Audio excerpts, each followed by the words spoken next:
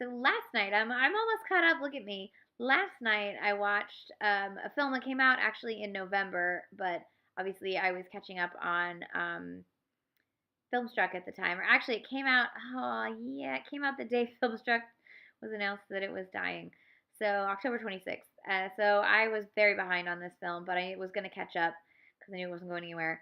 And this is Sandi Tan's Shirkers. It's a documentary. It's on Netflix. Although I really wish I'd gotten to see it on the big screen because it was so beautifully made, and I just feel like it would have been wonderfully immersive on the big screen. Um, it is sort of a documentary as memoir, if you will, about the making of a film, kind of. Sandi Tan was a teenager in 1992. She was attending school in England, but had come back for the summer to make a feature film she'd written with a former film teacher she'd had, and a handful of her, I think it was two of her film school buddies who'd also come back to Singapore from the countries they were studying in. These three teenage girls, they're making this film. They're making it with cameras, with real locations, with they're not real actors, but real people. Just straight up independent film they're making. One of the first in Singapore in 20 years, and it's looking good. And they finish the film, but they have to go back to school. And they leave 70 cans of film with their teacher, George Cardona, who's supposed to be getting it processed, and then um, either during winter break or the next summer, one of the girls was going to come back and edit it. However, eventually they discover that George has left Singapore and taken the film with him. Obviously, a bummer.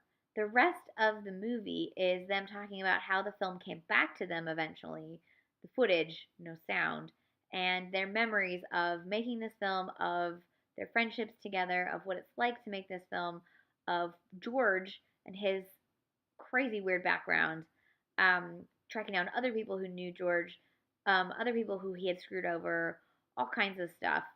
Um, it's it's a great film about lovers, about isolation, about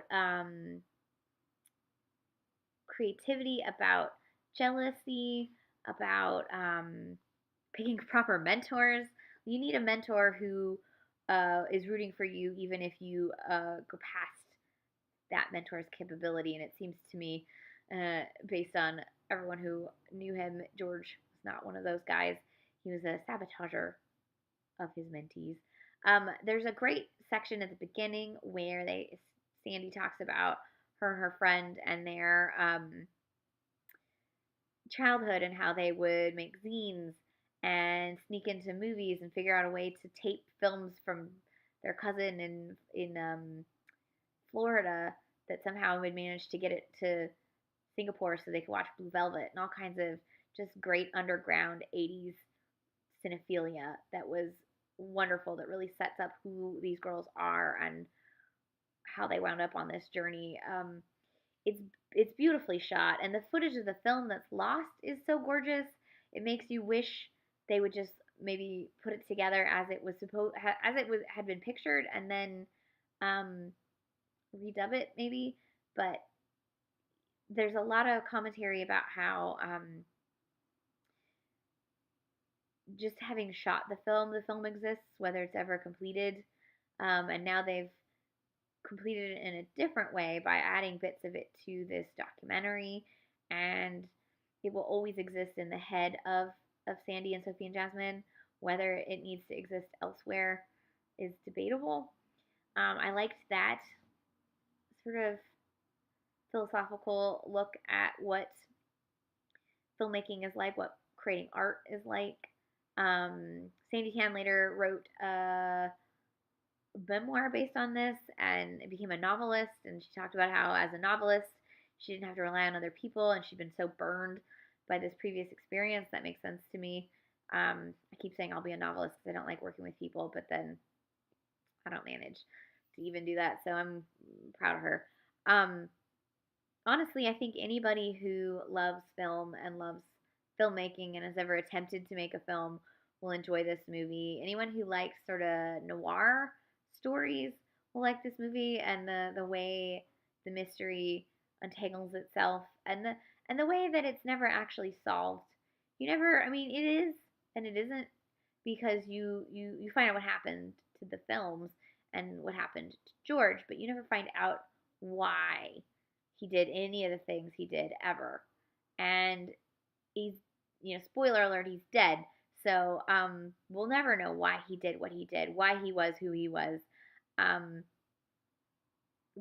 was he seeking immortality? Was he, um, a creeper? Like, what was his background before the few people they knew who knew him? Um, there's a whole bunch of his history that's left out. Although the question is it left out because they couldn't find it out, or is it left out because it wouldn't make the story as interesting? Because, as you well know, documentaries are about what's in it, and there's often more story left out. So now I want to. Now I'm questioning everything. Oh God, that's the whole point of the movie, though. So question everything and realize that you know nothing, and just enjoy what you enjoy and keep making what you can make. I really loved this film. I hope Sandi Tan maybe hops back into making um, more films.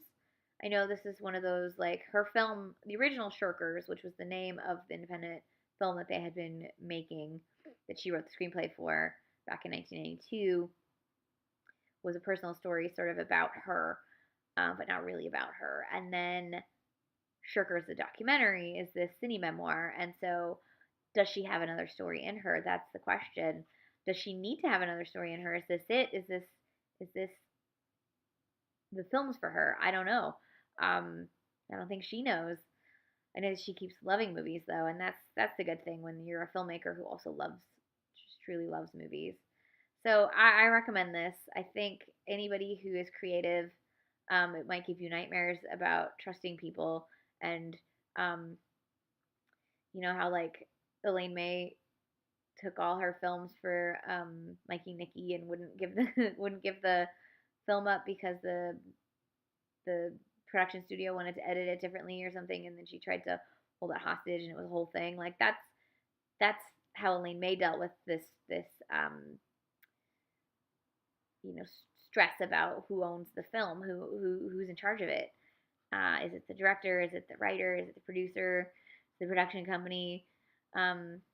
Craziness about how many people own a film, how people's memories own a film, how many people physically own a film. Um, Very fascinating.